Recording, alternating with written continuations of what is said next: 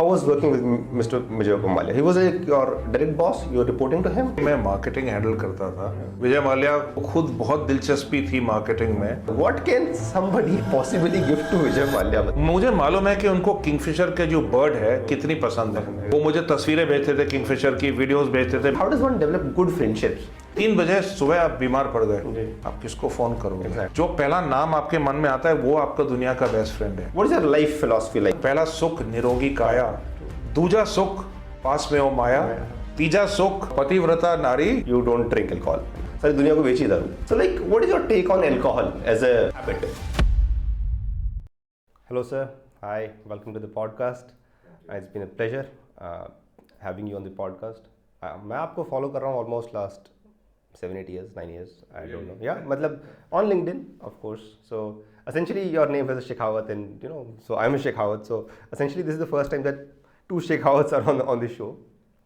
Most welcome. Abhi, of course, there's so much to talk about. है ना? आपका, if you look at your corporate career, you worked with major brands and major roles, and you were chief marketing officer for Kingfisher. So of course, there's a lot of that part which we can talk about. Then you are a smart, dapper man, fit man at the age of 60, which is something which I also want to talk about. अभी 1 साल बाकी है 60 के। Yeah, so that is also something that I want to talk about, because I am approaching my 40s, and it sort of gives me anxiety that how I will look at say 60. So, and then of course you lived a happy, successful life. So quite a bit we can talk about life, happiness, your life philosophy. I want to talk about parenting. I'm a father of 2 young kids, so of course that is something I sort of that again sort of gives me anxiety at times, that will I be able to live up to the responsibility that parenting is. So काफ़ी कुछ ऐसा वैसे बात करने को तो. So let's start with your stint with Kingfisher, and you can't talk about Kingfisher without talking about Mr. Maल्या. So how was working with Mr. Vijay Maल्या? He was your direct boss. You were reporting to him. मैं directly Vijay Mallya को report नहीं करता था, लेकिन क्योंकि मैं marketing handle करता था, विजय माल्या को खुद बहुत दिलचस्पी थी मार्केटिंग में, तो मार्केटिंग के सिलसिले में तो हर चीज़ में वो इन्वॉल्व थे, तो उसकी वजह से उनके साथ काफ़ी करीबी तरीके से मुझे काम करने का मौका मिला। सो मिस्टर, एक परसेप्शन है ना मिस्टर विजय माल्या की, कैसेनोवा, और he is doing party all the time, and एक अलग ही उनका एक लार्जर देन लाइफ इमेज थी. But I was reading this book called simply fly by captain Gopinath, and there comes a chapter जहाँ पे he was selling his airline to mister Vijay Mallya. So he has spoken a lot of good words about him, and he said कि मतलब ये जो perception है that he is partying all the time, that's not the case. मतलब he is a very sharp businessman. So what was he like in terms of his leadership style, his philosophy? What was he like? Captain Gopinath ji ने जो कहा है वो बिल्कुल 16 आने सच है, जैसी मेरी नानी बोलती थी. ये जो विजय माल्या जी, बाहर से जो लोग देखते हैं कि भाई पार्टी चल रही है, दारू चल रही है, औरतें हैं, ग्लैमर है, ये मतलब बहुत ज़्यादा बढ़ा चढ़ा करके मीडिया दिखाती है, बहुत ज़्यादा एग्जैजरेटेड वर्जन है. किस ज़माने में थोड़ा होता था, आज के और पिछले 10-15 साल, आई वुड से पिछले 20-25 साल से बिजनेस में उनकी सारी मतलब उनका सारा ध्यान बिजनेस पर है. और मेरे हिसाब से वो मतलब the best boss I have ever worked with. मेरे पास पूरी मेरे 35.5 साल की नौकरी में ऐसे बॉस नहीं मिले विजय माल्या जैसे. बहुत बड़े दिल के, खुद बहुत मेहनती, इनकी याददाश्त गज़ब की याददाश्त है. अगर आपको एक बार मिलेंगे तो उनको ये याद रहेगा कि आप कहाँ मिले थे, क्या बातें हुई थी, आपने क्या कपड़े पहने थे, हर चीज़ मतलब छोटी छोटी चीज़ उनकी याददाश्त में रहती है. मैंने उनको देखा है जब हाइनिकेन बोर्ड मेंबर्स पहली बार यूबी के बोर्ड पर आए थे. 8-10 हमारी एजीएम चल रही थी गुड शेपर्ड ऑडिटोरियम में बेंगलोर में, रेजिडेंसी रोड पे. तो उन्होंने मुझे बोला था आकर के देखो. तो मैं गया और आप यकीन नहीं करोगे, उन्होंने 1 घंटे में बिना कागज़ लेकर के वो हाइनिकन के 8-9 जो सदस्य थे जो बोर्ड पर आ रहे थे, उनकी पूरी जिंदगी, उनकी पूरी करियर का उन्होंने विवरण किया बिना एक कागज को लेकर के। मतलब गजब, ऑब्वियसली प्रिपेयर किया होगा, तैयारी की होगी, बट यू नो उनको एक्साइज के लॉज याद हैं, सब क्लॉजेज याद हैं, एक्साइज इंस्पेक्टर कमिश्नर के मोबाइल फ़ोन नंबर याद हैं, उनके बेटियों के जन्मदिन याद थे। मतलब ये सब चीज़ें मीडिया में कभी नहीं आती हैं। तो बहुत ही मेहनती, बहुत दिलेर और छोटे आदमी नहीं थे। मैं आपको मतलब उदाहरण देता हूँ, जैसे मैं गया माल्या साहब को कि बोला कि भाई चीन में एक बहुत बड़ा एग्जीबिशन हो रहा है मार्केटिंग आइटम्स, कोलेट्रल वगैरह की। तो मैं सोच रहा था कि मैं अपने दोनों जो डायरेक्ट रिपोर्ट्स हैं 3 लोग उनको भेज दूँ, और क्योंकि मैं जाऊँगा तो थोड़ा खर्चा बढ़ेगा। तो उन्होंने कहा नहीं, बिल्कुल नहीं, तुम उन 3 को नहीं भेजोगे, तुम खुद जाओगे उन तीनों के साथ, ताकि तुम उनको गाइड और डायरेक्ट कर सको कि भाई कहाँ जाकर क्या देखना है, क्या नहीं करना है। और मेरे हिसाब से तो नेक्स्ट लेवल को भी ले जाओ, ताकि सबको दिखे कि भाई दुनिया में क्या हो रहा है। अब कौन सा बॉस ये बोलेगा? तो मतलब वो ट्रिमेंडस लीडर। मैनेजर का क्या है ना, मैनेजमेंट जो है वो चवन्नी का धंधा है, हर 25 पैसे को आपको देखना है। उसमें उनकी दिलचस्पी नहीं थी, उसमें वो उतने अच्छे भी नहीं थे। लेकिन लीडरशिप, विजन, जेनरोसिटी, इनमें मतलब कोई आदमी पास नहीं आ सकता। मैंने बहुत लोगों के साथ काम किया है, पूरी दुनिया में काम किया है, विजय माल्या जैसा इंसान मैंने ज़िंदगी में नहीं देखा। और लार्जर देन लाइफ, लोग हंसेंगे जब मैं ये बोलूँगा, मेरी खुद की ज़िंदगी मैं 2 ही लोगों से मिला हूँ जो जब वो कमरे में आते थे ना तो बिजली जैसे कड़क जाती थी। केवल 2, एक और, चाहे आप उनको देख नहीं रहे हैं, लेकिन आप मान लीजिए कमरे में हैं, 20-30 लोग हैं, जैसे आए वो मतलब पूरा सन्नाटा, लोगों की जुबान बजा, लोग खड़ा होने शुरू हो जाते हैं, और फिर आप मुड़ के देखोगे कि भाई कौन है, जैसे कि बिजली कड़क गई। 2 ही लोग हैं, एक पहली थी इंदिरा गांधी। आप हंसोगे, मैं इंदिरा गांधी जी को, करेक्ट, मैं इंदिरा गांधी को विजय माल्या से कंपेयर नहीं कर रहा बिल्कुल भी। ये दर्शकों को मैं मतलब क्लियर कर दूं कि मेरा वो मतलब नहीं है, बट जो इफेक्ट होता है लोगों पर। हाँ, तो जैसे कि हमारे ताऊजी थे, चीफ ऑफ नेवल स्टाफ थे, उनको आई थिंक परम या अति विशिष्ट सेवा मेडल मिल रहा था। तो पीछे से इंदिरा गांधी आए और राष्ट्रपति भवन में 2, 250, 300, 400 लोग थे, बिल्कुल सन्नाटा। हालांकि पीछे से आ रही हैं वो, सब खड़े हो गए। मतलब आपको समझ में आया कि भाई कुछ हो रहा है, कुछ महान धाकड़ व्यक्ति आ रहा है। दूसरे थे Vijay Mallya, but corporate world में। तो मतलब ये लार्जर देन लाइफ जो एक्सप्रेशन है वो उनके लिए बिल्कुल लागू था। अगर मुझे सही से याद है तो काफ़ी पहले मैंने आपकी एक पोस्ट देखी थी, it was about like gifting something to Vijay Mallya, like on his birthday और समथिंग। मतलब काफ़ी साल पहले की बात है, मतलब मुझे एग्जैक्टली याद नहीं, बट आई सॉ दैट। अभी now that gets me thinking कि हाँ, मतलब what can somebody possibly gift to Vijay Mallya. मतलब ये एक अपने आप में बहुत बड़ा हुआ है कि somebody who is at that level has that kind of a flamboyant lifestyle, so what can you gift him? अभी मुझे exactly I don't remember what. नहीं, मैं बता, तो बड़ी दिलचस्प कहानी है, लेकिन उससे पहले देखो, हिंदू हमारी संस्कृति में और हमारे हिंदू वेद में बोलते हैं कि 3 प्रकार के मतलब गिफ्ट्स होते हैं जी। पहला जो है वो है राजसिक। ओके। मतलब आप राजा महाराजाओं को देते हो या मंत्रियों को, ऐसे कुछ सज्जनों या व्यक्तियों को जो अथॉरिटी के कोई पोजीशन में ऊंचे पद पर हैं और कुछ काम कराने के लिए उनको देते हो, तो उसको कहते हैं राजसिक गिफ्ट। दूसरा होता है तामसिक गिफ्ट, ओके। जहाँ पर किसी को शांत करने के लिए या आपने कुछ गड़बड़ की है उसको ठीक करने के लिए वो आप गिफ्ट देते हैं, या आपने मतलब कानून तोड़ा है या आप मुश्किल में हैं और वो जो सज्जन है, वो व्यक्ति जो है वो आपकी मतलब मुश्किल को हल कर सकता है, तो उसको आप जब गिफ्ट देते हो उसको मतलब बचाने के लिए, तो उसको कहते हैं तामसिक गिफ्ट। और जो तीसरा होता है वो है सात्विक। ओके। मतलब मैं आपसे प्यार करूं या कोई मौका हो या मेरे मन में या मेरे दिल में आपकी प्रति कुछ संभावना, कुछ मतलब भावनाएं हो, उसकी वजह से मैं आपको दूं, तो वो सबसे प्योर गिफ्ट, सबसे मतलब वो सात्विक गिफ्ट मानते हैं। तो इस बैकग्राउंड को लेकर के विजय माल्या जी का जन्मदिन आ रहा था। और हमारी 2 कंपनियां थी, यूनाइटेड स्पिरिट्स लिमिटेड जो आज डियाजो ने खरीद चुकी, और हमारी यूनाइटेड ब्रूरीज लिमिटेड।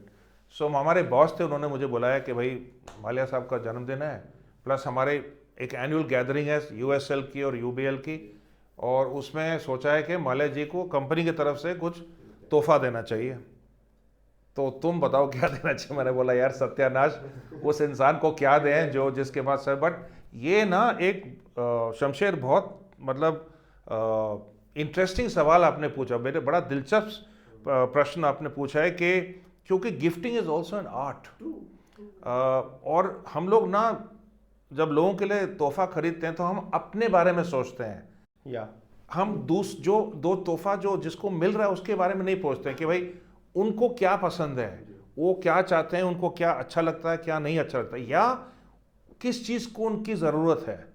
कि हो सकता है कि रनर हो तो रनिंग शूज़ की ज़रूरत है लेकिन अभी खरीदे नहीं है, तो इसमें सोच बहुत डालनी पड़ती।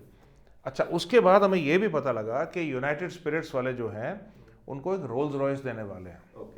तो फिर मैंने सोचा, देखो जिस आदमी के पास 150-200 गाड़ियां हो, सही बात है, और जिस आदमी के पास 25-30 रोल्स रॉयस हो, इंक्लूडिंग 100-150 साल पुरानी गाड़ियां, हाँ, उनको एक और रोल्स रॉयस का कोई मतलब मायने ही नहीं रखता है। तो मेरे हिसाब से यूएसएल वालों ने अपने बारे में सोच करके विजय माल्या जी को गिफ्ट दिया कि भाई हम रोल्स रॉयस देंगे। विजय माल्या को क्या चाहिए, आपने कभी ये सोचा? तो मैंने क्या किया, मुझे मालूम है कि उनको किंगफिशर के जो बर्ड है कितनी पसंद है, वो मुझे तस्वीरें भेजते थे किंगफिशर की, वीडियोस भेजते थे, मैं भी भेजता था।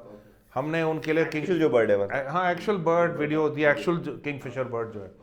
और 2-3-4 बार ऐसा हुआ कि हमने अपने सेल्स टीम के लिए किंगफिशर की टी शर्ट्स वगैरह डिज़ाइन करवाई, और मतलब ट्रैक टॉप्स वगैरह। मैं उनके घर जब जाता था, मतलब 20 बार घर गया, तो मैंने उनको एक्चुअली देखा है वो किंगफिशर की टी शर्ट और शॉर्ट्स पहन जो सेल्समैन के लिए बनी हुई है। तो मुझे समझ में आ गया कि भाई किंगफिशर उनके दिल के बहुत पास है। तो मैंने क्या सोचा, अच्छा तो ये एक इन्फॉर्मेशन है। दूसरी इन्फॉर्मेशन, जब मैंने उनके साथ मेरा जब फाइनल इंटरव्यू हुआ था तो मैंने नोटिस किया कफलिंग्स के बहुत शौकीन है वो, और उनकी एक रोलेक्स घड़ी थी, मतलब यकीन करिए शमशेर, एस्ट्रे जितनी बड़ी तो घड़ी, और उसमें डायमंड के मतलब कफलिंग्स जिस पे लिखा है VJM, विजय माल्या, और इतने बड़े बड़े। अब कोई और पहनता ना तो तुम हंसते, लेकिन क्योंकि विजय माल्या है तो वो कैरी ऑफ कर सकते हैं। तो मैंने सोचा कि मैं उनको किंगफिशर के कफलिंग्स बना कर दूंगा, कि पूरी दुनिया में ये अवेलेबल नहीं है। तो अशोक गंजम जी जो हैं वो बहुत फेमस ज्वेलर्स हैं, गंजम ज्वेलर्स बैंगलोर के, मैंने उनसे उनको बुलाया, वो आए। और मुझे याद है पुराने हॉलीवुड स्टार्स जो थे वो ना मदर ऑफ पर्ल मटेरियल आता है, मदर ऑफ पर्ल के कफलिंग्स बनाते थे, और मदर ऑफ पर्ल के शार्क स्किन जैकेट के बटन होते थे। और माल्या साहब को हॉलीवुड बहुत पसंद है और पुरानी चीज़ें, विंटेज चीज़ें बहुत पसंद हैं। तो मैंने अशोक गंजम जी को बोला कि आप मुझे मदर ऑफ पर्ल में इनलेड किंगफिशर बर्ड स्वरोव्स्की क्रिस्टल्स से बनी हुई कफलिंग का सेट चाहिए। सारे डिज़ाइन दिया, स्वरोव्स्की क्रिस्टल, आप यकीन नहीं करोगे वो कफलिंग होंगे 60-70 हज़ार रुपए के। जिस दिन तोहफा देने की बात आई तो रोल्स रॉयस यूएसएल वालों ने एक आर्टिफिशियल की बना कर दी रोल्स रॉयस की। हम छोटे से मतलब ये गए कि छोटा सा डब्बा क्या है, लोग भी हंस रहे थे हमारे ऊपर। लेकिन मज़े की बात यह है शमशेर के माल्या साहब ने उस रोल्स रॉयस में कभी नहीं बैठे। मैंने खुद अपनी आंखों से उनको कफलिंग्स 4 बार पहनते हुए देखा है। तो मेरी तरफ से तो बेड़ा पार हो गया भैया। तो यही बात होती है, मतलब वैल्यू की। विजय माल्या जी को करोड़ों रुपए की गाड़ी नहीं चाहिए, मतलब उन्होंने ये सोचा कि भाई इन लोगों ने हमें ऐसी कुछ चीज़ दी है जिसमें इन्होंने थोड़ा सोच और ध्यान दिया है कि भाई मुझे क्या पसंद है, और उसके हिसाब से कुछ कस्टम मेड ऐसी चीज़ बनाई जो पूरी दुनिया में नहीं है। केवल एक ही कफलिंग है पूरी दुनिया में, और वो विजय माल्या जी के पास, और मैंने खुद उनको मल्टीपल टाइम्स पहनते हुए देखा है। तो वो तोहफे वाली कहानी है। एक क्वेश्चन ये था कि आप यूर मार्केटर एसेंशियली, पूरा आपका करियर ही मार्केटिंग में है, और एज अ मार्केटर मुझे लगता है कि हर आदमी का जो प्रोफेशन रहती है ना, somehow it shapes every human being. Say my father is from defence forces, उनकी पूरी लाइफ वहाँ गुजरी. So his world view, his thought process are like pretty much influenced by that domain of the world now, or defense forces or military and discipline and stuff. How has being a marketer influenced your thoughts? As in, like, I'm not a marketer, certainly not as big as you are, but as a student of marketing, मेरे साथ क्या हुआ कि marketing doesn't work on me anymore. मतलब no brand can influence my decision, irrespective of वो चाहे कुछ भी यूज़ करें, किसी भी सेलिब्रिटी को यूज़ करें, है ना. When I look at a cold drink, I know it's aerated water, it's sugar, it's certain flavor. I don't look at it इसकी डर के आगे जीत है या टेस्ट थंडर, मेरे को नहीं correct, because you been inside it, so you kind of know it. As a marketer, how is it like changed you as a human being in day to day life में? आपको क्या लगता है कि देखिए, आज के ज़माने में जो मार्केटिंग का जो फंक्शन है वो एक्चुअली, लोग काफ़ी बोलते हैं कि मैं सीएमओ था, तो सीएमओ की जगह डेजिग्नेशन होना चाहिए सीजीओ, चीफ ग्रोथ ऑफिसर. काफ़ी ये बोलते हैं कि भाई आपको सेल्स के साथ काम करना है, कमर्शियल के साथ, production, logistics, finance, legal, admin, सबके साथ काम करना है. किसी ने मुझे कहा था कि भाई जो सीएमओ जो है वो पूरे कंपनी का मतलब सूत्रधार है जी, कि वो कंपनी की मतलब स्क्रिप्ट लिखता है. तो एक बात तो ये है. तो नंबर 1. नंबर 2 क्या है, आजकल अनफॉर्चुनेटली मतलब डेटा का बहुत ज़्यादा प्रभाव पड़ गया है. मैं अनफॉर्चुनेटली इसलिए बोल रहा हूँ क्योंकि डेटा आपको चीज़ें बताता है, नंबर बताता है, लेकिन जब तक आप अपनी ज़िंदगी का तजुर्बा उस डेटा पर नहीं लगाओगे तो डेटा का कोई फ़ायदा नहीं है. और मैं जैसे 35 साल का जो एक्सपीरियंस है वो आप डेटा से रिप्लेस नहीं कर सकते हो. मैं आपको एक लाइव एग्जांपल देता हूँ. और विजय माल्या जी से मिलने गया था, तो उन्होंने बोला कि तुम गोवा में आरपोरा का फ्ली मार्केट जानते हो? मैंने बोला जी मैं जानता हूँ. वो जो चौथा स्टॉल है वहाँ पर किंगफिशर की नकली टी शर्ट सबसे अच्छी वाली मिलती है, मेरे लिए 3 ले आओ. ठीक है सर, ले आएंगे. तो वहाँ गया तो वो जो आदमी था जो बेच रहा था, मैंने बोला भैया ये किंगफिशर की टी शर्ट दिखाओ. तो सफ़ेद में उसने दिखाई. तो मैंने बोला ब्लैक में है आपके पास? तो उसने बोला ब्लैक में. मैंने बोला आप क्या बिहार के हैं का? तो बोला बिल्कुल. ऐसे कौन जिला? दरभंगा जिला. मतलब क्योंकि उन्होंने बोला ब्लैक. तो ये आपको कोई एमबीए नहीं सिखा पाएगा, ये डेटा नहीं सिखा पाएगा. और मेरे हिसाब से डेटा को लेना, कस्टमर से बात करना, दुकानदार से बात करना, लेकिन अगर आपको अच्छा मार्केटर बनना है तो आपको इंसानों में दिलचस्पी होनी चाहिए. ह्यूमन बिहेवियर को ऑब्जर्वेशन करने की आप में क्षमता और इंटरेस्ट होनी चाहिए. और मैंने नोटिस किया है, चाहे मैं हवाई अड्डे पे हूँ, मतलब रेलवे स्टेशन पर हूँ, बस तो बहुत साल हो गए, जहाँ भी हूँ मैं, जहाँ मतलब इंसान गैदर करते हैं या इंसान मतलब इकट्ठे हुए, मैं हमेशा लोगों को देखता हूँ, ऑब्जर्व करता हूँ. अब जैसे जो ओला ड्राइवर था मेरा, मैंने उससे उसका नाम पता कर लिया, उसका गांव पता कर लिया, कितने भाई हैं, कितनी खेती है, क्या हो रहा है, क्योंकि वो ऐसा पर्सपेक्टिव दिखाता है जो मेरी ज़िंदगी में नहीं है. तो आपको अपनी ज़िंदगी से बाहर घुस करके, क्योंकि हर चीज़ के कंज्यूमर आप नहीं हो, तो आई थिंक प्रैक्टिकल होना, ऑथेंटिक होना बहुत ज़रूरी है. आजकल अब बहुत सारे वोक और पर्पस ड्रिवन एडवर्टाइजिंग आप चल रहे हो, वो मतलब पूरा फिजूल है Shamsher.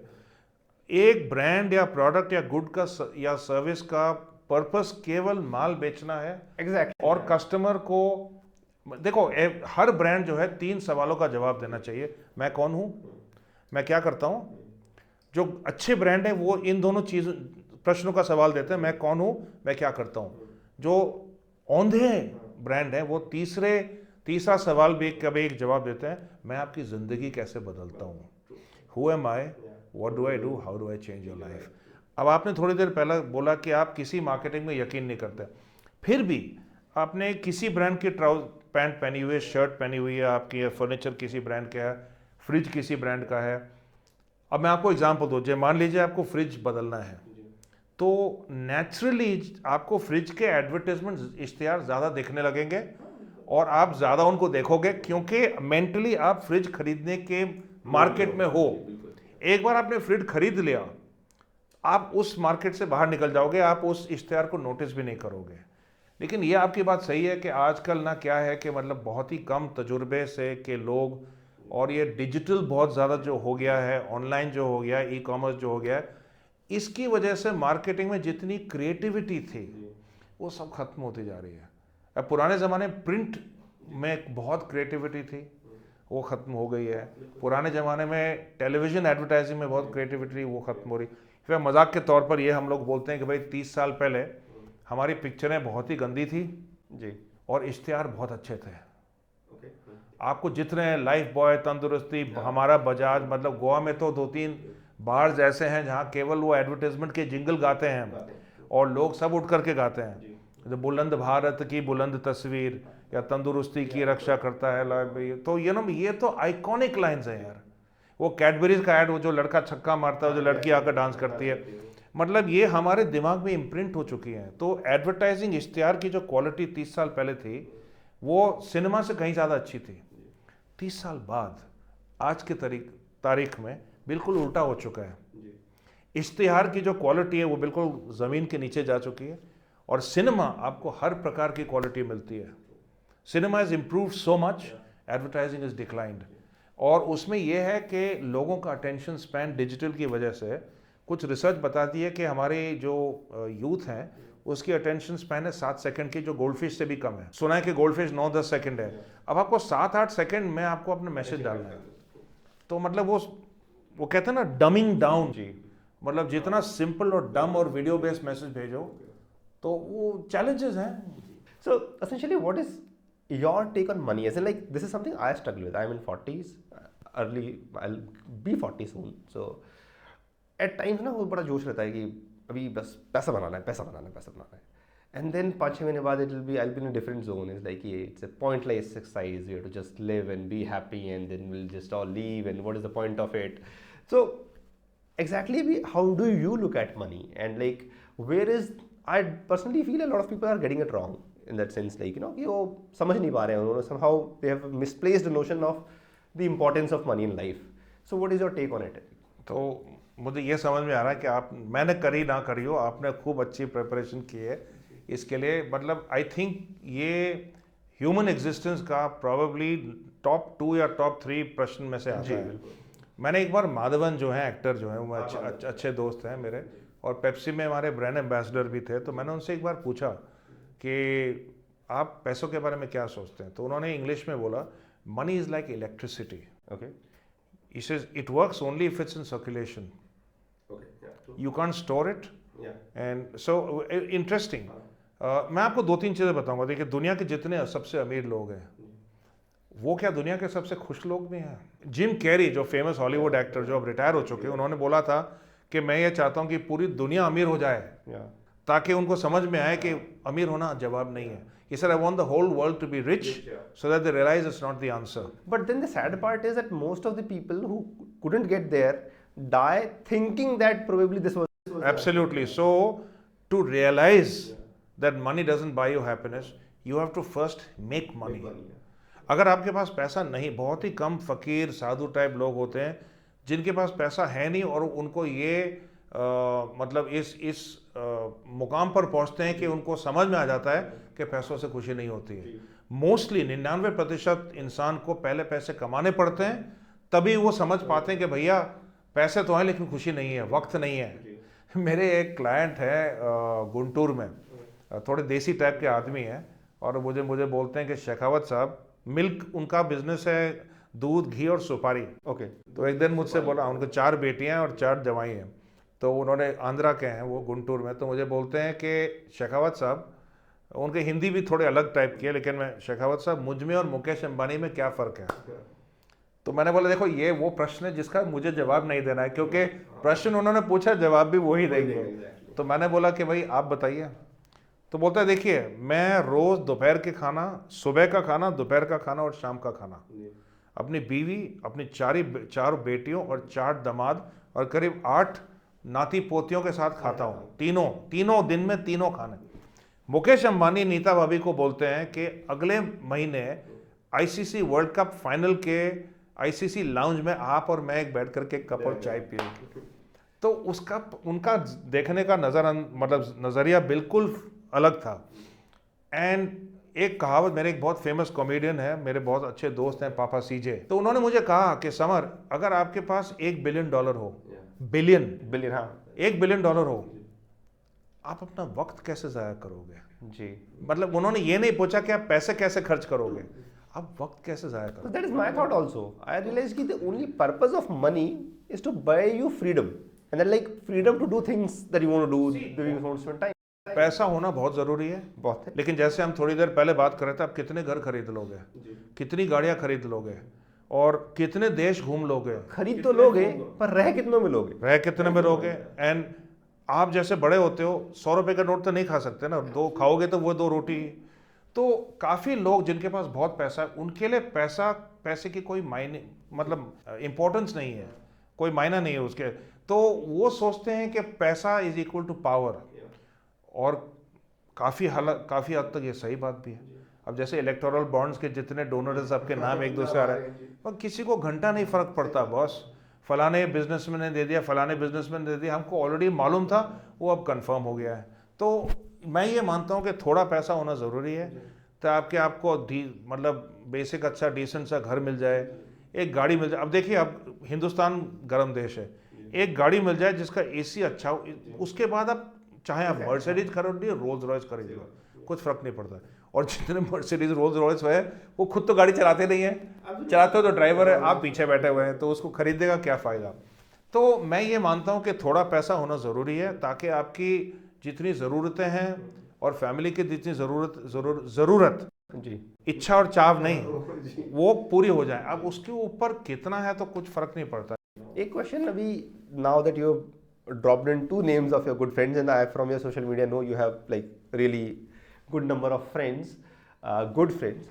How do you actually like build good friendships? And I'm not necessarily talking about celebrities. Of course, आपका circle वो रहा तो they became friends. But essentially, how does one develop good friendships? Again very good question.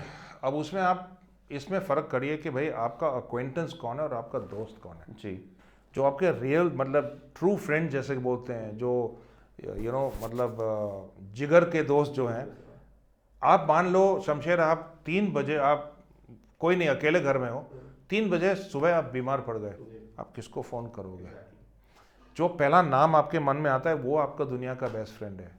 और frankly अगर आप शादीशुदा हो या आपकी गर्लफ्रेंड अगर वो आपकी बेस्ट फ्रेंड हो, तो आपकी ज़िंदगी मतलब बहुत ही सुखी और सॉर्टेड है। आप लिटरली, मैं 60 साल का होने वाला हूँ 1 साल के बाद। I think I will not even have 5 friends who I can call at 3 o'clock in the morning and they will come. 2 या 3 लोग होंगे तो जो मतलब जान देने को तैयार है, और मोर इम्पोर्टेंटली जान लेने को तैयार है, जरूरत पड़े तो। बाकी तो सब अक्वेंटेंसेस हैं, कुछ ज़्यादा अच्छे अक्वेंटेंस, कुछ नहीं। बट जहाँ तक सेलिब्रिटीज़ का आपने बात किया, देखिए वो भी चाहते हैं कि आप उनको नॉर्मली ट्रीट करें, तो आप नॉर्मली ट्रीट करो उनको, तो दे ऑल्सो फील कि यार ये चमचा नहीं है और इसको मेरे से कुछ चाहिए नहीं है। जैसे गुल पनाग बहुत ही अच्छी दोस्त है, अभी मैं फ़ोन करूँ तो फ़ोन उठा लेगी। तो और मतलब बहुत बार हम मिलते हैं, उनके हस्बैंड को मैं बहुत अच्छे, मैं तो मजाक कर रहा था गुल से, यार आपका जो पति है ऋषि इतना अच्छा इंसान है, मेरी अगर बहन होती तो शादी करा देता मुझसे। तो मुझे बोलती है मैं बोला तुम्हारी शादी हो चुकी है, लेकिन मैं शादी करा देता, इतना अच्छा इंसान है वो। और मतलब जब वो चाहती है, मैंने उसको बहुत प्रोफेशनली पर्सनली मैंने मदद भी की है, उसने भी मदद की है। मेरी बेटी के पोस्ट वगैरह उसने रीपोस्ट कर दिए, मैंने एक ही बार पूछा था। And she is a very genuine person. अब इसमें ये भी चीज़ है, एक तो आर्मी ऑफिसर की वाइफ है, सॉरी आर्मी ऑफिसर की बेटी है, general HS Panag. She is and very importantly ना, उसने ज़िंदगी में बहुत सारी चीज़ें हैं, एक्टिंग केवल एक चीज़ है, वो पायलट है, सोशल वर्कर है, एडवेंचर टूरिज्म करती है, आम आदमी पार्टी में थी, एंड शी इज़ मतलब मल्टी फैसेटेड पर्सनैलिटी। तो वो उस हिसाब से army background, multi faceted personality, वो सब ईगो वीगो सब खत्म हो जाता है। प्लस व्हेन दे रियलाइज कि भाई मुझे आपसे कुछ नहीं चाहिए, एग्जैक्टली, हाँ, और अगर आपको कोई मदद चाहिए तो आप फ़ोन करिए। तो मतलब आप उनको नॉर्मली ट्रीट करिए ना। मैं विजय माल्या के एग्जांपल देता हूँ। मेरे कॉलीग्स जितने थे वो विजय माल्या के लिटरली पैर छूते थे, क्योंकि उनकी सारी करियर जो है विजय माल्या जी ने बनाई थी। अब मुझे मेरे में क्या फ़र्क था शमशेर, कि मैंने यूबी ज्वाइन करने से पहले 20 साल नौकरी कर चुका था, Cadbury's, Hindustan Lever, Pepsi, Spencer's, Energizer, बड़ी बड़ी कंपनियों में। तो मेरा करियर उन पर न्यौछावर नहीं था। इसकी वजह से विजय माल्या के प्रति मेरा कुछ भय नहीं, मेरे दिल में कोई भय नहीं था। तो वो जब मुझसे पूछते थे कुछ चीज़, मैं उनको 100% सच बोलता था। अगर वो गलत थे तो मैं उनको बोल भी देता था। मैं ये नहीं बोलता आप गलत हो बॉस, वो तरीका होता बोलने का। और आप यकीन नहीं करोगे, 90% टाइम वो मेरी बात मानते थे और जो मैं बोलता था वो करते थे। सर एक चीज़ जो मेरे दिमाग में चल रही थी, you mentioned parenting and I am a parent, I am a father now. अभी 2 बच्चे हैं, एक around 5, another is around just 3 months। और मुझे लगता है एक बहुत बड़ी सी रिस्पॉन्सिबिलिटी है जो आ गई है, और मतलब अब आ तो गई है, अब करना क्या है इसका मतलब how do I sort of ensure कि I sort of live up to that responsibility. अभी what is your take on parenting and specially in like current days and times? हमारे जब हम छोटे थे और आई एम श्योर जब आप छोटे थे, it was a different thing. मतलब for every problem the parents had a solution, one tight slap and everything would take care of itself। हमें वैसे ही बड़ा किया and it है। used to work, मतलब it was pretty efficient way, मुझे लगता है काफ़ी अच्छा तरीका था, हो जाता था। but somehow it has come to be कि अभी it is not considered appropriate, ठीक है। अभी तो how does one मैंने आपने कहीं सुना था, आपने बहुत इंटरेस्टिंगली एक लाइन की थी कि don't prepare the road for your child. मैं बोलने वाला वो आप बोल रहे हो। Prepare the child for the road, which is a very would say profound thought। My point is how does one do that? मतलब a little descriptive answer would help। So देखिए, तो सबसे पहली चीज़ जो है वो आपको मन में ठान लेनी चाहिए कि मैं गलतियाँ करूँगा जी। एंड मैं बहुत सारी बड़ा मुश्किल होता है ना इसको एक्सेप्ट करना कि मैं गलतियाँ करूँ। मतलब आप जब मेरी उम्र के हो जाओगे तो आप एक्सेप्ट कर लोगे, क्योंकि आप चाहते हो कि मैं वर्ल्ड्स बेस्ट फादर बनूँ, दुनिया का सबसे मतलब नंबर 1 पिता, नंबर 1 हस्बैंड, नंबर 1 भाई, number 1 son, number 1 son in law, सब कुछ। वो इम्पॉसिबल। मैं भी ऐसा चाहता था। उसमें क्या होता है, उसकी मतलब अगर वो आपका लक्ष्य है, उसकी कोशिश में, उसकी प्रतीक्षा में आप अपनी खुद की खुशी का गला घोट देते हो। और फिर पता लगता है क्या उसमें तो फेल हो ही गए, इसमें भी फेल हो गए जी। तो उसको आप कंट्रोल नहीं कर सकते। इसको तो अपनी खुद की खुशी और अपना स्वास्थ्य तो कंट्रोल कर सकते हो, तो उस पर फोकस करिए। दैट तो ये, हाँ जी, मैंने ये ज़रूर कहा था कि do not prepare the road for your child, prepare the child for your road. मेरे पिताजी हमेशा बोलते थे। देखिए आज की तारीख में अब तो बेटी वापस आ गई है, 5.5 साल बॉस्टन में, न्यूयॉर्क में थी, 13,000 किलोमीटर, 13,000 किलोमीटर दूर। मेरा क्या कंट्रोल है उसके ऊपर? सही बात है। वो कहाँ जा रही है, क्या कर रही है, किससे मिल रही है, क्या खा रही है, क्या पी रही है, कुछ नहीं। लेकिन हमने इतना इन्वेस्ट किया है बच्चे की नींव। कहते हैं, माँ एंथ्रोपोलॉजिस्ट हैं, बोलती हैं कि बच्चे की नींव 5 साल की उम्र तक डल जाती है। मतलब आपका बड़ा जो लड़का है उसके 6 महीने और हैं और नींव डल चुकी होगी, उसके बाद केवल पॉलिश है, फाउंडेशन। कहते हैं, चाइल्ड साइकोलॉजी कहते हैं कि 5 साल की उम्र तक फाउंडेशन पड़ जाती है, उसके बाद it is polish and sophistication. तो पहले तो इससे आप पीस कर लीजिए कि भाई मैं गलतियां करूंगा। Number 2, don't be too hard on yourself, because इसमें कोई मैनुअल नहीं है। हर बच्चा अलग है। अब जिस प्रकार आप बड़े को बड़ा करोगे वो हो सकता है दूसरे को ना करो। 2-3 वजह हैं। पहले जो बच्चा पैदा होता है हम लोग सब पैरानॉइड होते हैं, दूसरा होता है तो ज़्यादा थोड़ा रिलैक्स्ड होते हैं। सबसे बड़ी बात शमशेर, दोनों की पर्सनैलिटीज बिल्कुल अलग हैं। मैं लोगों से मुझे हमेशा लगता है कि मेरी माँ ने और पिताजी ने छोटे भाई से ज़्यादा प्यार किया। छोटे को लगता है कि मुझसे ज़्यादा किया। लेकिन अब थर्ड पार्टी आउटसाइडर को बोलो तो सब मानते हैं कि हाँ, माँ पिताजी ने छोटे को ज़्यादा प्यार किया। क्यों? औरत हमेशा कमज़ोर का साथ देती है। मैंने ये पुरानी पिक्चर एक देखी थी, उसमें निरूपा रॉय ने शायद डायलॉग मारा था। निरूपा रॉय थी कि आधी जिंदगी तो माँ के रोल में निकल गई, तो उसने ये बोला था औरत हमेशा कमज़ोर का साथ देती है। तब मैं पढ़ाई में अच्छा था, मेरा भाई नहीं था। वो भाई थोड़ा बीमार भी पड़ गया था, मैं नहीं पड़ा था। भाई खाता ज़्यादा था, मोटा ज़्यादा था, सब उसको ताने मारते थे। तो माँ का तो मतलब हृदय होता है कि भाई मेरा कमज़ोर बेटा है। अब तो खैर मेरे से 2 इंच लंबा है और खूब तगड़ा वगैरह है, तो मैंने उसके साथ पीस कर लिया। लेकिन मैंने ये सोचा, और अगर माँ ये सुनेंगे तो उनको अच्छा नहीं लगेगा, कि मैंने पूरी ज़िंदगी में ऐसे माँ बाप नहीं देखे जो बच्चों में दुभांत नहीं करते हैं। मैंने नहीं देखे, हो सकते हैं, मैंने नहीं देखे। इसलिए मैंने ठान लिया कि हम एक ही बच्चा पैदा करेंगे, ताकि वो एटलीस्ट ये ना बोल सके कि आप उससे ज़्यादा करती है। या मुझसे ज़्यादा करते हो प्यार। लेकिन मेरी एक बहुत अच्छी दोस्त है जिसके बारे में आपको बात कर रहा था, उसकी 2 बेटियां हैं और छोटी बेटी को 2 बार कैंसर हो चुका है। बड़ी और छोटी बेटी जो है बिल्कुल अपने पिता की तरह है, थोड़ी इमोशनली ड्राई है, उतनी एक्सप्रेसिव नहीं है। जो बड़ी वाली है बिल्कुल माँ की तरह है, बहुत इमोशनल, रोना धोना वगैरह। तो मेरी ये दोस्त हैं जो क्या बोलती है, समर मैं दोनों बच्चों से इक्वल प्यार करती हूँ, लेकिन अलग अलग type. She said I love them both equally but differently. तो ये मुझे उस समय समझ में नहीं आया, लेकिन अब समझ में आ गया है। क्योंकि मान लीजिए कि एक बच्चे को एप्पल पसंद है, दूसरे को ऑरेंज पसंद है, तो उसको आप एक एप्पल दोगे, उसको एक ऑरेंज दोगे। अब ये बच्चा बोलेगा कि मुझे एप्पल क्यों नहीं दिया, मुझे ऑरेंज क्यों नहीं दिया। और दूसरी चीज़ ये है कि ये जो मेरी दोस्त है, उस मेरे हिसाब से उसकी बिगेस्ट मतलब अचीवमेंट ये है कि दोनों बेटियां उस माँ से बहुत प्यार करती हैं। बट इवन मोर इम्पोर्टेंट, दोनों बेटियां एक दूसरे से बहुत प्यार करती हैं। सर एक बहुत इंटरेस्टिंग जो मैंने when I was doing research about you, you are teetotaller, you don't drink alcohol, है ना।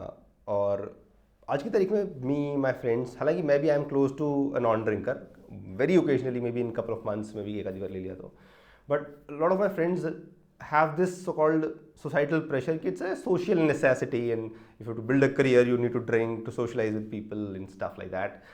Just मतलब, and you haven't, like despite being such a successful corporate career, more importantly being in Kingfisher, essentially आपने तो सारी दुनिया को बेची दारू.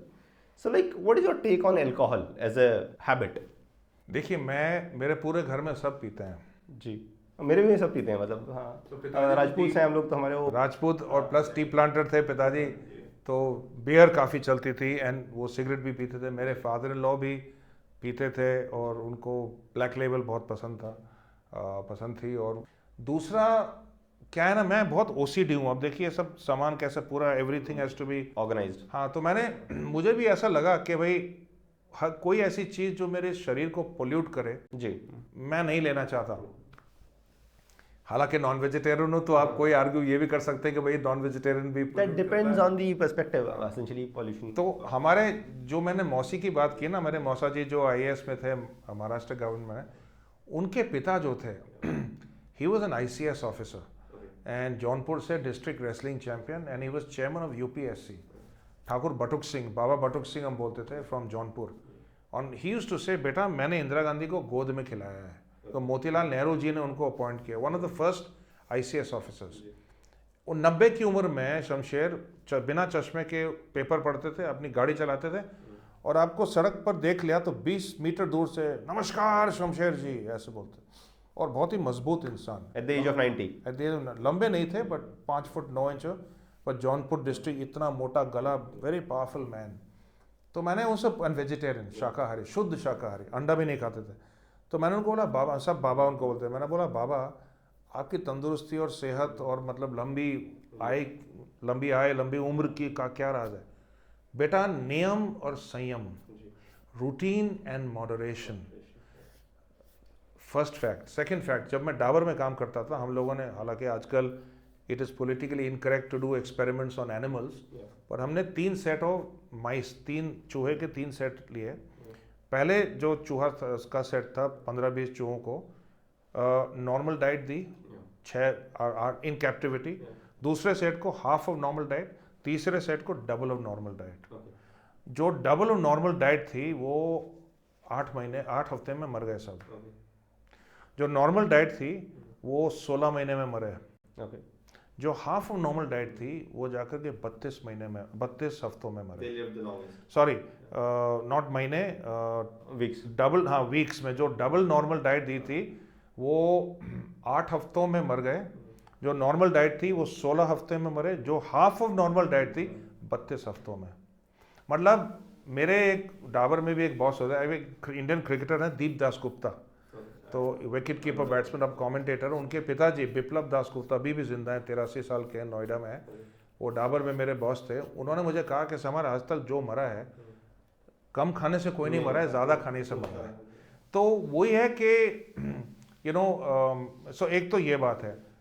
दूसरी चीज़, जब मैंने नौकरी शुरू की और हम स्कूल में स्पोर्ट्स बहुत खेलते थे, मैं और मेरे भाई दोनों बास्केटबॉल इंडिया अंडर 19 खेल चुके हैं, प्लस चाय बागान में तो मतलब हर कोई स्पोर्ट नहीं छोड़ा हमने। अभी भी खेलता हूँ। तो हमारे कोचेस भी हमारे सिर में घुसाते थे कि भाई ये गंदी आदतें हैं वगैरह, और अगर आप पियो सिगरेट तो आपका फील्ड पर परफॉर्मेंस Exactly. तो आप मतलब टीम से बाहर हो जाओगे।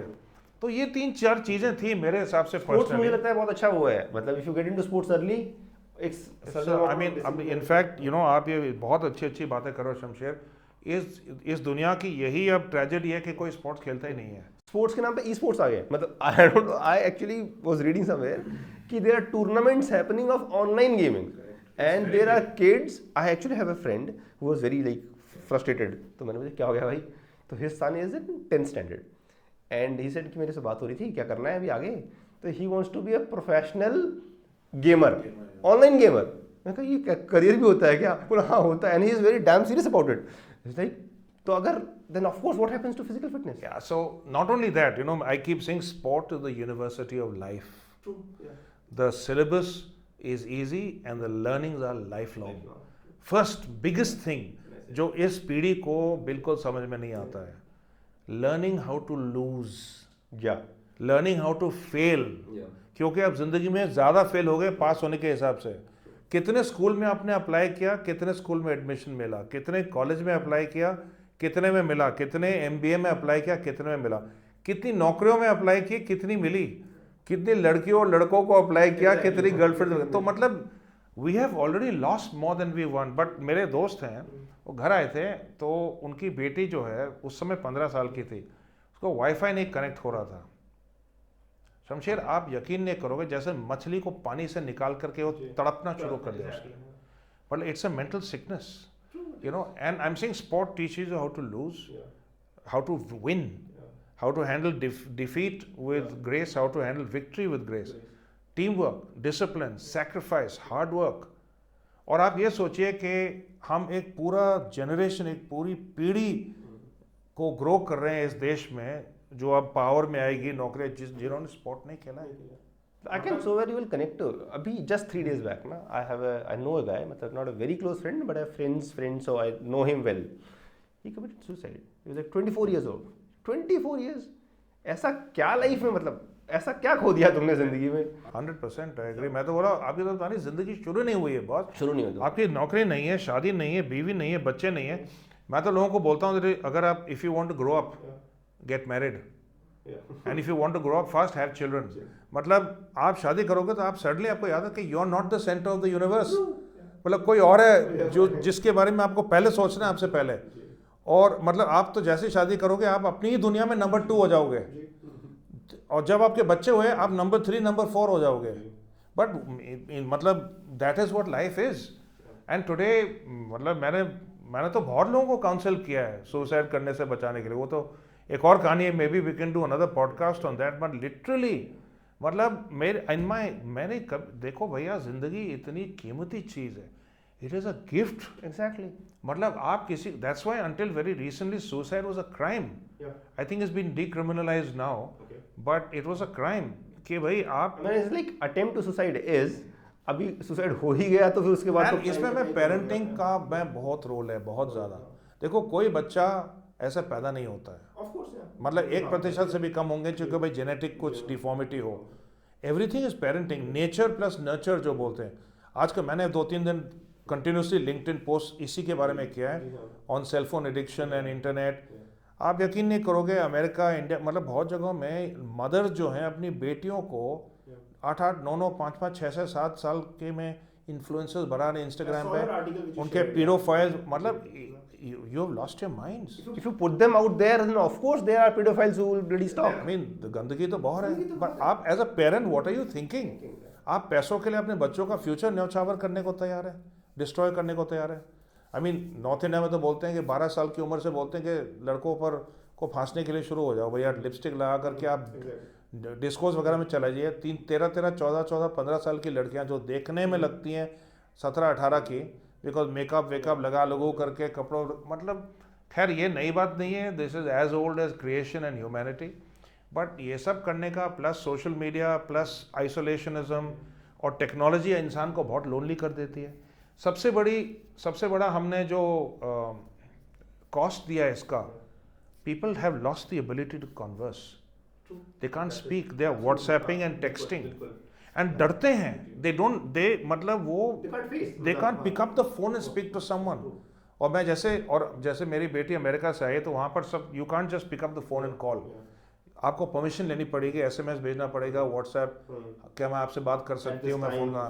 तो मैंने बोला बेटा अब तुम हिंदुस्तान में हो, छोड़ दो उसको.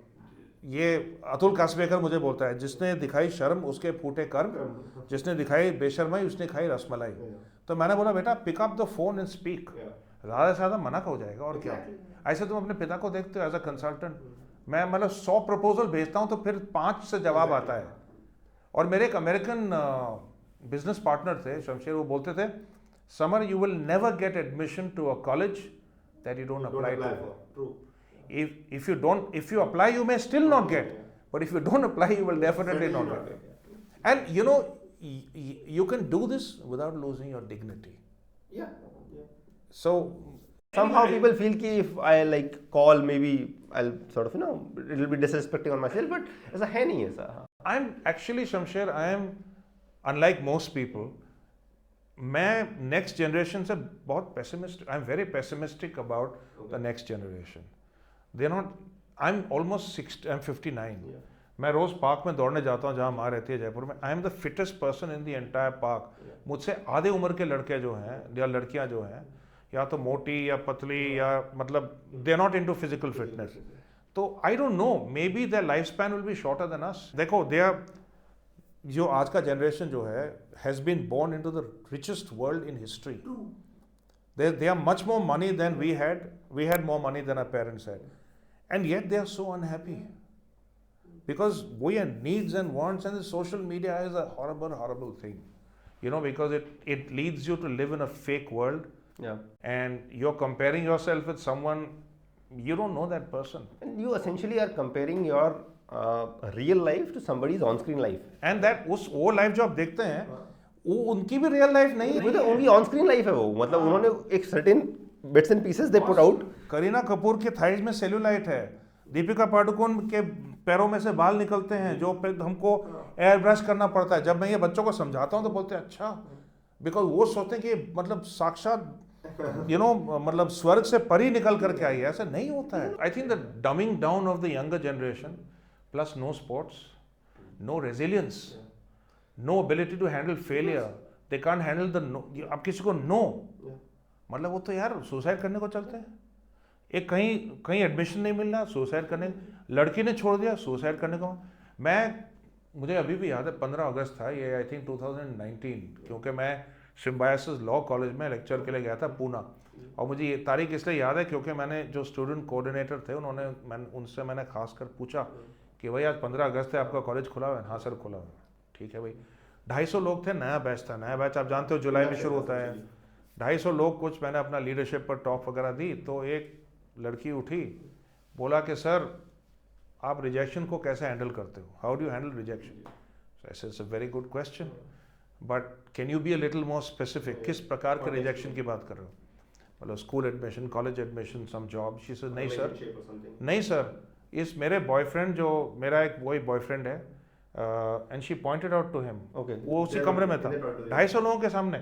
उसने मुझे डंप कर दिया. हम 5 साल से एक साथ हैं और मैंने पिछले महीने अब 3 बार सुसाइड करने की कोशिश की है.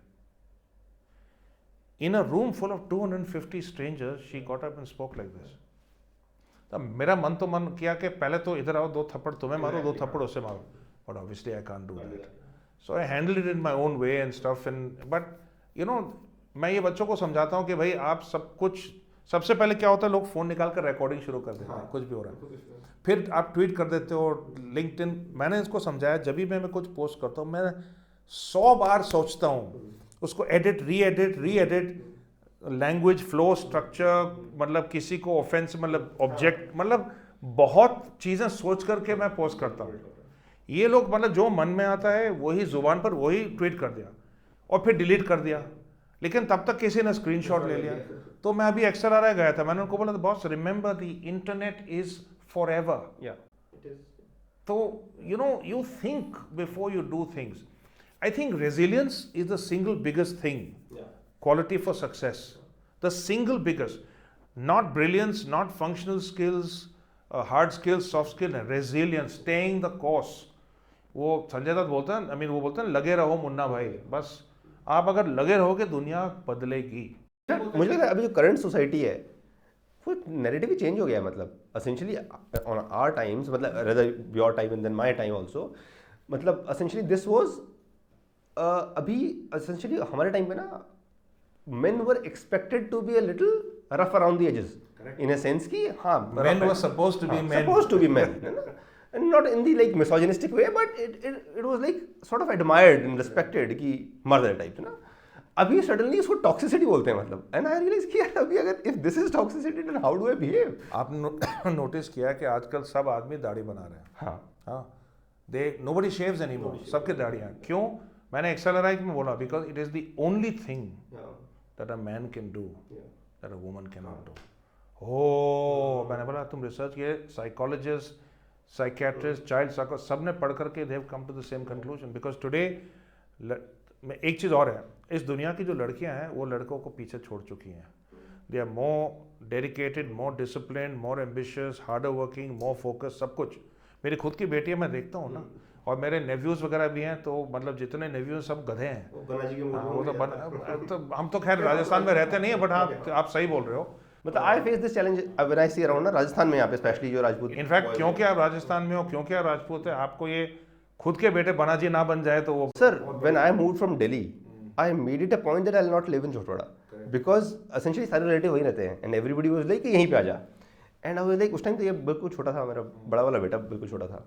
एंड आई वाज लाइक यार इस माहौल में नहीं रहना है बिकॉज अदरवाइज ऑफ कोर्स अगर उनके पड़ोस में रहोगे तो उन्हीं के साथ ही play, he will grow up with them and वो बनाजी मोड में नहीं जाना है, मतलब। And so I maintained a safe distance of 20 kilometres and now I live and go there occasionally. अब क्या लड़कियां जो हैं पायलट्स भी बन रही हैं, फायरमैन हैं, आर्म फोर्सेस में हैं, doctors, engineers, lawyers, criminal police, sort of criminal investigator, सब कुछ सब है।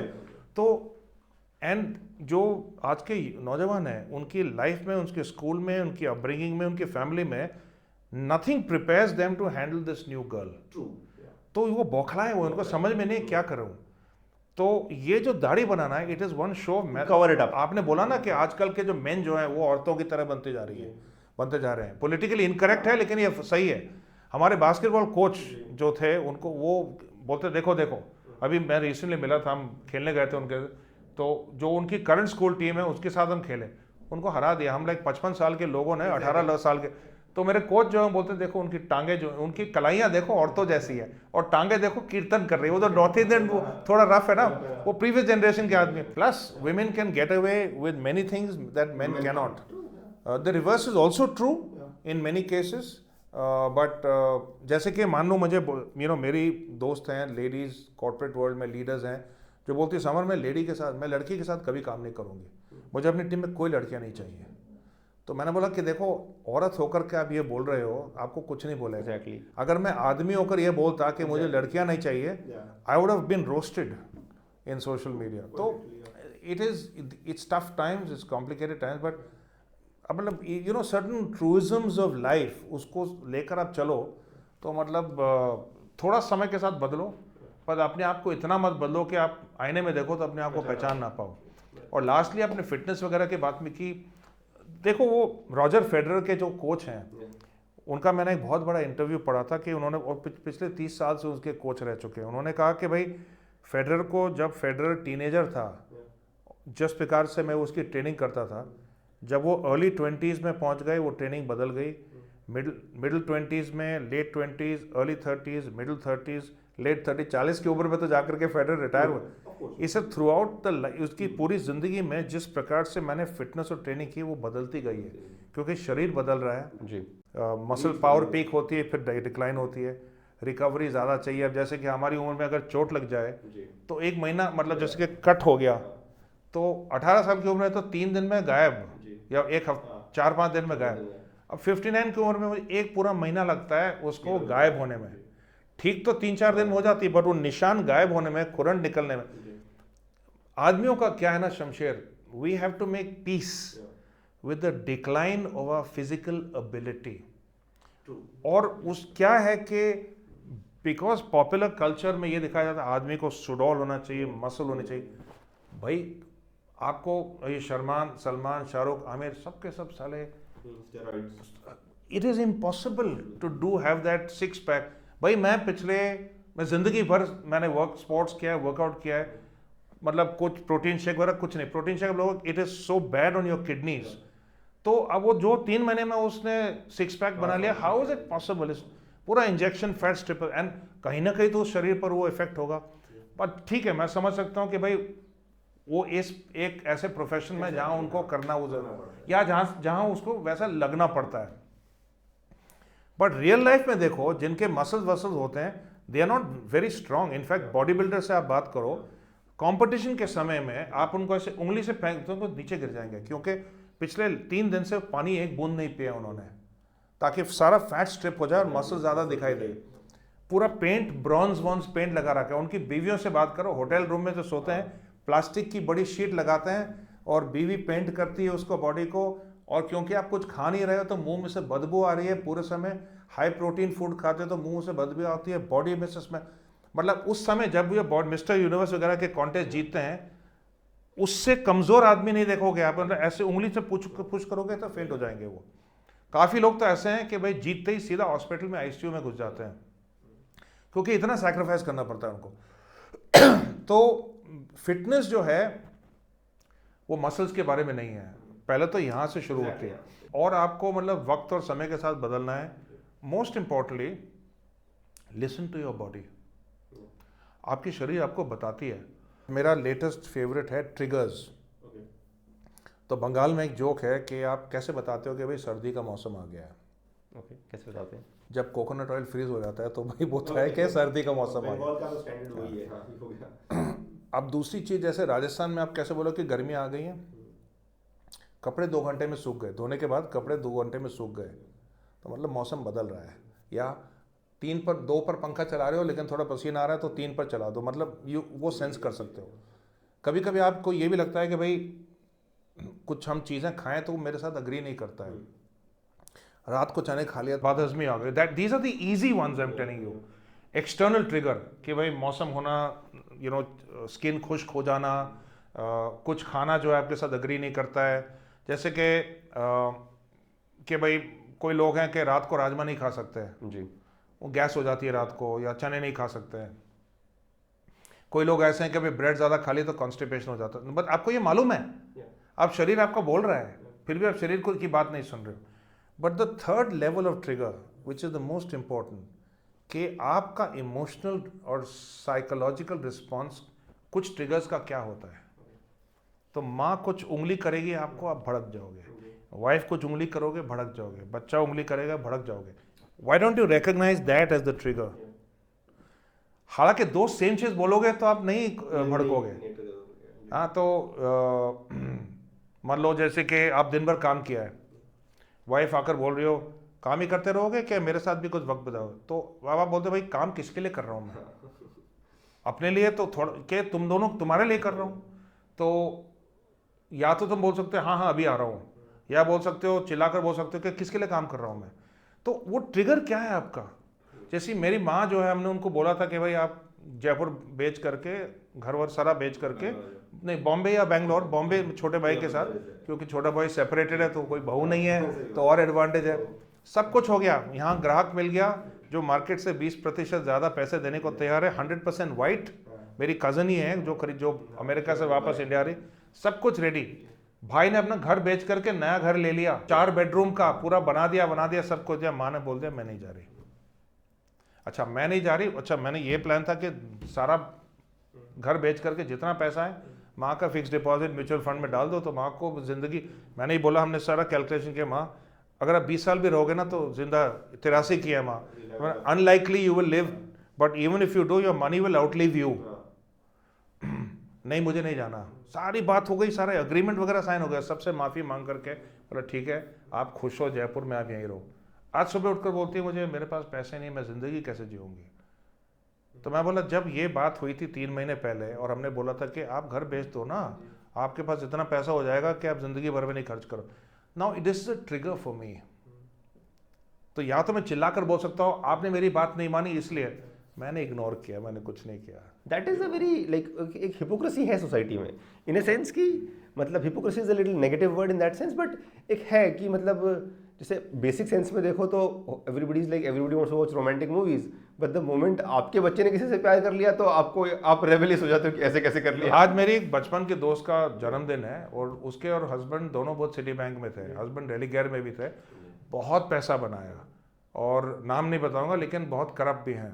तो माँ बता रही थी उन्होंने तो बहुत she has done really well for herself, 5 bedroom का घर है गुड़गांव में, बच्चे अब्रॉड चला। ऐसे माँ आपका डूइंग वेल का डेफिनेशन क्या है? एग्जैक्टली मुझे ये बताइए। पैसे, बिकॉज मेरी माँ के जनरेशन में पैसा was very important, because it was scarce. वो उनके पास था नहीं। एग्जैक्टली। अब हमारे पास भी उतना नहीं था जितना माल्या साहब के पास है, बट पेरेंट्स के हिसाब से तो ज़्यादा है। क्या है आपके बाद बेटे भी जब बड़े होंगे, जो मेरी बेटी, उसको पैसों का कोई, because she is grown up with comfort. तो ऐसे हम लोग अपना आर्टिस्टिक क्रिएटिव साइड परस्यू करेंगे। So essentially now, so what is your life philosophy now that having lived 60 years? Government sense में तो कहो तो अभी रिटायरमेंट की जाने वाली है, हालांकि for all practical purposes I know that you will not be retiring and I don't want you to retire. Swami Chinmayananda से पूछा गया था जब वो 85 साल के थे, उनके कोई शागिर्द ने उनसे पूछा कि स्वामी जी आप मतलब 85 साल के हो गए, why don't you rest? So he said my son if I rest I rust. So well encapsulated, जंग लग जाएगी।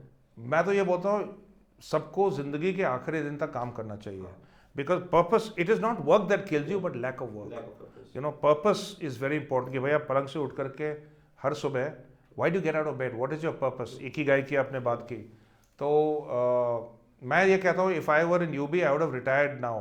पिताजी ने 1 साल उम्र कम लिखी, बट यूबी में रूल था कि on the last working day of the month in which you turn 58 you retire. Okay. So by that I would have retired on 31st January.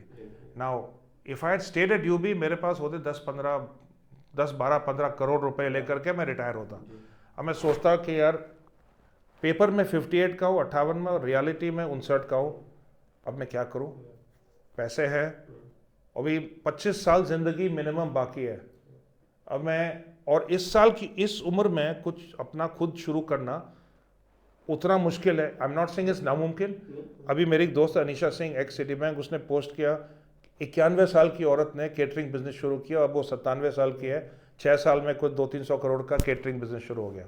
Colonel Sanders ने KFC 67 की उम्र में शुरू किया। Warren Buffett ने investing कुछ 65-70 के साल में उम्र किया। मेरे क्लाइंट है बियर में 84 साल के हैं। तो age is just a number.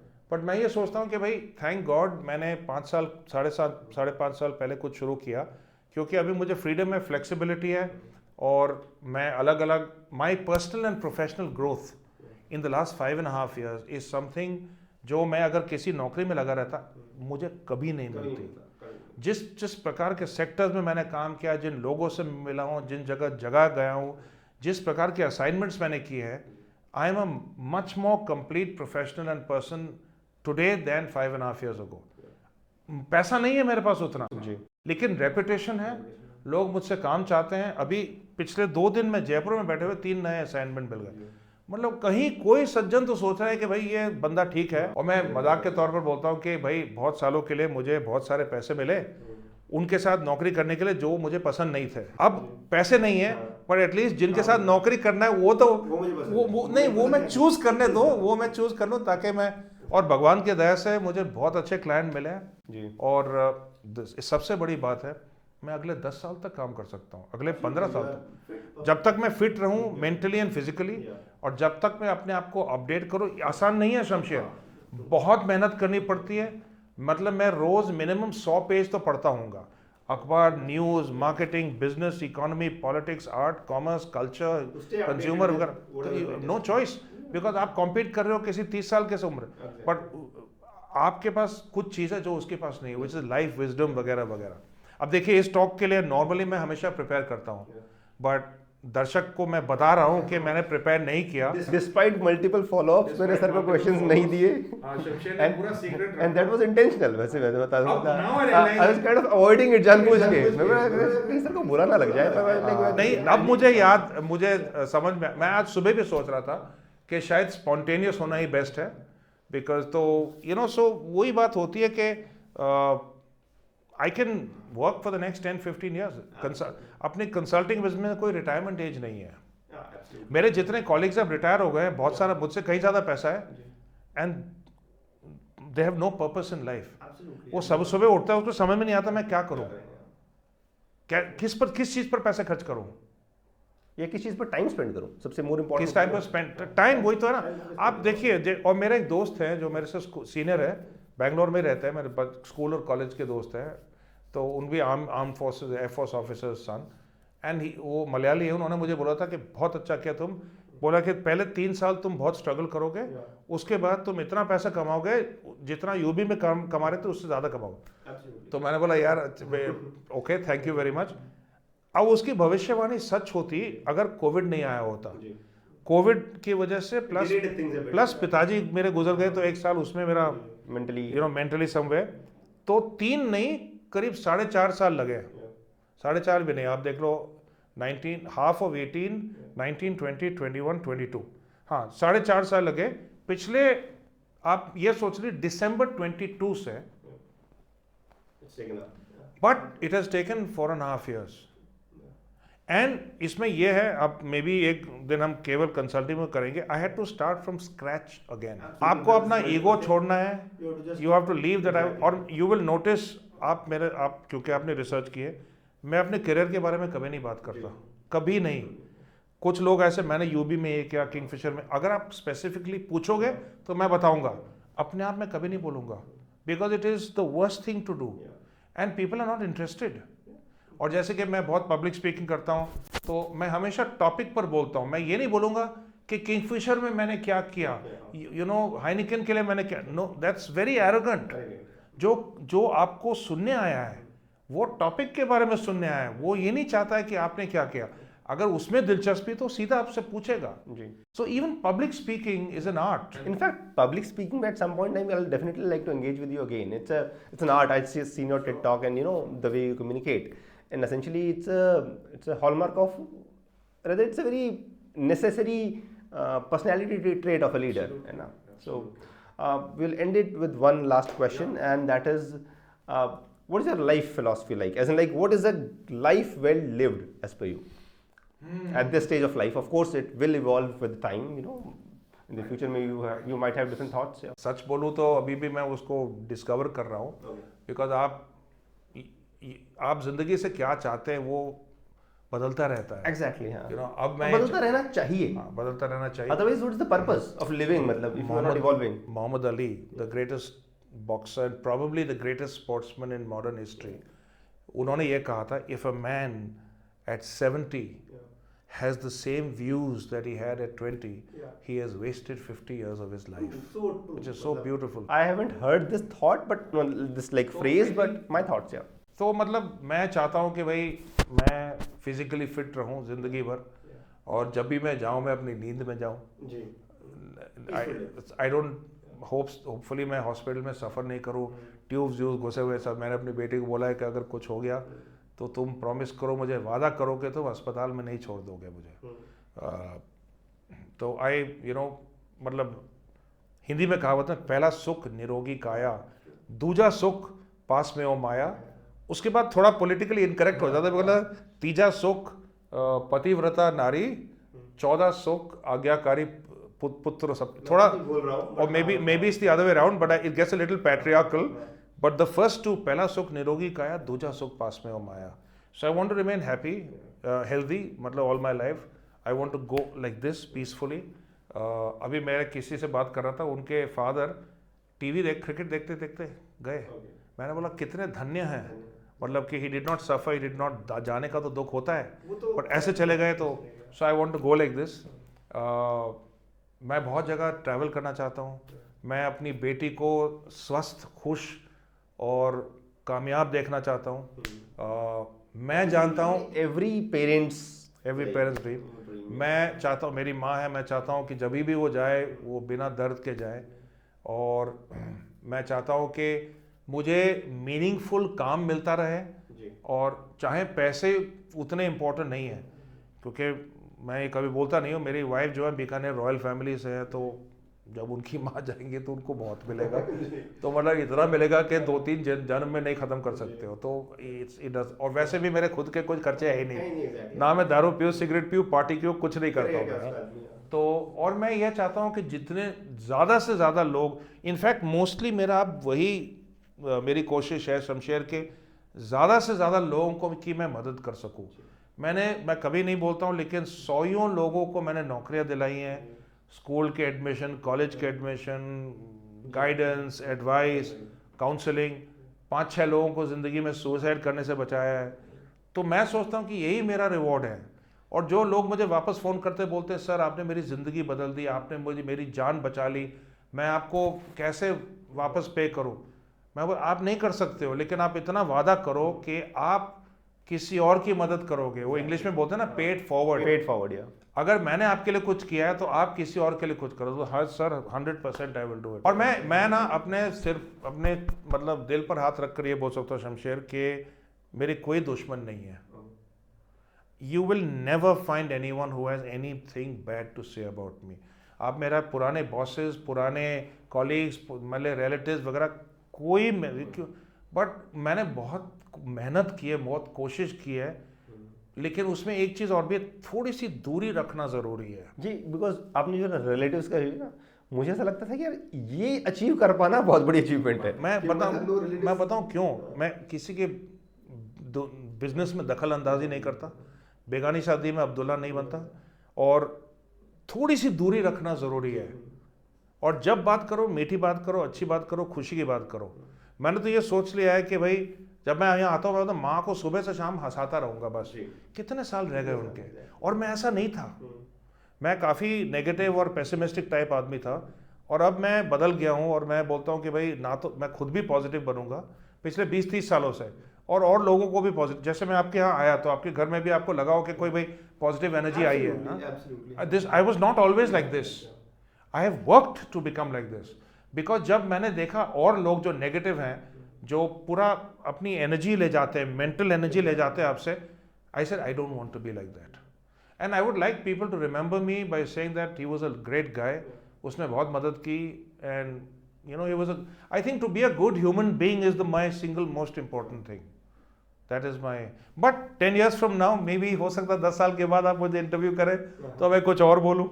ठीक है, that's evolution, that's like eventually आपकी life as it progresses you evolve through whatever experiences that you have. So sir, for the first time on this podcast we are doing a rapid fire, and please feel free to answer, and like whatever first comes to your mind when you hear that word. I'll have words primarily from your domain so that we also get a understanding of that topic in that sense, but don't think too much. Whatever comes to your mind, just say it. Success, Happiness, parenting. lead by example. One thing I want to ask is like, I often say this, ki leadership is to LinkedIn what love is to Instagram. Essentially, everybody talks about it, nobody understands it. So, what is it as per you? Leadership. Leaders are born, not made. But you can improve your leadership. You can improve your leadership skills. Love. Respect. You need to respect the person that you love. Because lust, all this goes out of the window. If you respect each other as individuals, your relationship will prosper. Thank you very much, sir. Thank you for your time, and it was an absolute pleasure to have you. I've been like following you for almost 8, 9, 10 years. I don't know how long. Finally we met, and for the first time on the show there were like 2 Shekhawas on the show. Okay, and it was an absolute pleasure. Thank you, Shamsher, and I wish Shamsher and inspiringly yours all the best. बहुत ही अच्छा लगा आपसे मिलकर। आप बहुत ही genuine, authentic और down to earth हो, और आपकी फैमिली से भी मिलकर के बहुत अच्छा लगा। Thank you for the opportunity. Thank you, sir. Thank you.